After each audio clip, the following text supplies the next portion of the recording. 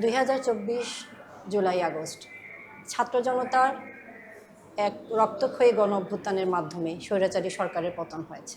তাদের জন্য অনেকেই এগিয়ে এসেছেন, সরকারিভাবে বেসরকারিভাবে ব্যক্তিগতভাবে অনেকে কাজ করে যাচ্ছে। সেরকমই এক সংগঠন অপরাজিতা 24। ডাক্তার পারভিন রহমান ও হাফিজ রহমান আমেরিকায় ব্যক্তিগত উদ্যোগে এবং আমেরিকায় যারা আছেন নন রেসিডেন্ট তাদের কয়েকজনের মিলিত প্রচেষ্টায় অপরাজিত 24 এই ফাউন্ডেশনের মাধ্যমে সর্বাত্মকভাবে চেষ্টা করা হচ্ছে জুলাইতে আহত হয়েছেন যারা তাদেরকে চিকিৎসার আওতায় নিয়ে আসার জন্য। বাংলাদেশেও তাদের সাথে কাজ করেছেন অনেকেই, তার মধ্যে উল্লেখযোগ্য হচ্ছেন কর্নেল মোহাম্মদ আব্দুল সালাম বীর প্রতীক, সাইফুল ইসলাম ডিউক সহ আরও অনেকেই। মিজানুর রহমান, সে চোখে আঘাতপ্রাপ্ত হয়েছিল, আজকে তার সাথে আমরা কথা বলবো। সে কিছুদিন আগে অপরাজিত 24 ফাউন্ডেশনের মাধ্যমে থাইল্যান্ড থেকে চিকিৎসা করিয়ে এসেছে, আজকে তার সাথে আমরা কথা বলবো। আপনি কিভাবে আহত হলেন? 2 তারিখ আমি আসলাম সাউথ ভার্সিটিতে। ওই দিন একটা গুলি লাগে, তো আমি চলে যাই বাসায়। গুলি কোথায় লেগেছিল ওই দিন? পায়ে পায়ে। উড়াতে। আচ্ছা। তো 3 তারিখ কেন্দ্রীয় শহীদ মিনার যাই, তো কেন্দ্রীয় শহীদ মিনার কর্মসূচি ছিল, তো ওই জায়গায় আমি ঢুকতে পারি না। ওই দিনও একটা গুলি লাগে, আমি বাসায় চলে যাই। ওই দিন কোথায় গুলি লেগেছিল? এই জায়গায়। তো আমাকে দায়িত্ব দেওয়া হয় যে বিজিবির সাথে কথা বলার জন্য। আমি যাই বিজিবির কাছে, গিয়ে কথা বলি। বিজিবিকে বললাম যে আমরা আপনাদেরকে আক্রমণ করবো না, আপনারা আমাদেরকে আক্রমণ করবেন না, আমরা শান্তিপূর্ণভাবে আন্দোলন করবো, করে চলে যাবো। তো বিজিবিও রাজি হয়, আমরা রাজি হই, কোনো কথা নাই, কারোর সাথে কিছু নাই, দেখেও নাই, আমরা আসে গুলি শুরু করে দিই। তো ওই সময় আমি দাঁড়ানো ছিলাম, সবাই দৌড় দিছে আর আমি দৌড় দেওয়ার সময় পাইনি, তো আমার উপরে গুলি পড়ে। প্রায় প্রথম রাউন্ডের গুলিতে আমার চোখে পড়ে, 3 রাউন্ড গুলি করছে। চোখে পড়ে? প্রথম রাউন্ডের গুলি আমার চোখে পড়ে, 3 রাউন্ড গুলি করছে, প্রায় 81টা গুলি লাগছে আমার চোখে। তখনও ট্রিটমেন্ট শুরু হয় নাই, আমি উসমানী হাসপাতালের বেডে শুয়েছিলাম। 4 তারিখে গুলি লাগছে, 4 তারিখ সারাদিন গেল, রাত গেল।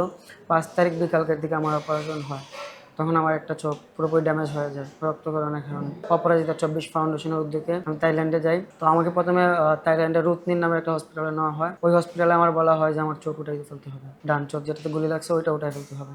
পারবেন আপু ওইটাতে রাজি হন নাই। উনি আমাকে বারমুনঘাট নামে ইন্টারন্যাশনাল যে, হ্যাঁ, বারমুনঘাটে আমাকে নিয়ে একজনকে দিয়ে পাঠায়। তো বারমুনঘাটে যাওয়ার পর বারমুনঘাটের ডক্টর পজিটিভ বলে যে না, চোখ উড়াতে হবে না। এখন পর্যন্ত পারবেন আপু আমার সাথে যোগাযোগ রাখছেন অপরাজিতা 24 ফাউন্ডেশন থেকে। আমি এখন পর্যন্ত প্রাইভেটে ডক্টর দেখাচ্ছি অনেক। আচ্ছা, ওনারা সব খরচ অপরাজিতা ফাউন্ডেশন আমাকে সব দিচ্ছে। হ্যাঁ, অপরাজিতা 24 ফাউন্ডেশন পুনর্বাসনের জন্য চেষ্টা করছে। আচ্ছা। ওনারা অপরাজিতা 24 ফাউন্ডেশন বলছে যে আমার জীবনে লাইফ সেটেল করতে যা যা প্রয়োজন ওনারা ওনারা সব দিবেন। জি, ওনারা যদি অপরাজিতা 24 ফাউন্ডেশন যদি আমার সাথে থাকে, আমি ওনাদের কাঁধে কাঁধ মিলে অনেক দূরে যেতে পারবো। আচ্ছা।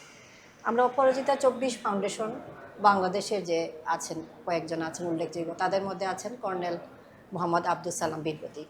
আমরা আজকে ওনার সাথে একটু কথা বলবো যে উনি কিভাবে এই সংগঠনের সাথে জড়িত হলেন এবং তাদের পরিকল্পনাটা কি এই পর্যায়ে। কর্নেল মোহাম্মদ আব্দুল সালাম বীর প্রতীক স্যার, আপনার সাথে কথা বলবো যে আপনি অপরাজিতা 24 ফাউন্ডেশনের সাথে কিভাবে যুক্ত হলেন এবং তাদের এই যে পুনর্বাসন এবং চিকিৎসা সহায়তার সাথে। অপরাজিতা ফাউন্ডেশন যেটা বাই দিস টাইম তুমি বললে, সেটা হচ্ছে একটা বিদেশ এনআরবিদের পক্ষ থেকে ইনিশিয়েটিভ নিয়ে গত 5 মাসে এটা তারা কাজ করে যাচ্ছে। অপরাজিতা সংগঠনের সাথে যারা সম্পৃক্ত তারা আমার ফ্যামিলি ফ্রেন্ড এবং খুব ক্লোজ লোকজন। আমি তাদের ইচ্ছায় আমি সম্পৃক্ত হলাম এবং আমারও ইচ্ছা ছিল যে তাদের জন্য কিছু কাজ করব। Mithila, CEO, chief operating officer, she is very dedicated. ও হসপিটালে গিয়ে এদেরকে আসলে শনাক্ত করেছে। সে হসপিটালে গিয়ে ওদের বিস্তারিত নিয়ে কার কী অসুবিধা আসে এটা লিস্ট করে আমাদেরকে জানিয়েছে। আমরা জানার পরে আমরা এখন পর্যায়ক্রমে তাদের কাজ করতেছি। ইমপ্লিমেন্টেশন মানে একটা পরিবার, এদের মতো যারা অসহায় পরিবার, একটা তাদেরকে কি করবে, টাকা দিলেই হবে না, 2 লক্ষ 3 লক্ষ টাকা দিলে হবে না, টাকার মাধ্যমে তারা কি করবে সেটারও একটা তাদের সাথে আলোচনা করে কি করতে পারবে, কতটুকু করতে পারবে, এটা একটা ইভ্যালুয়েশন, গ্রাউন্ড ইভ্যালুয়েশন দরকার।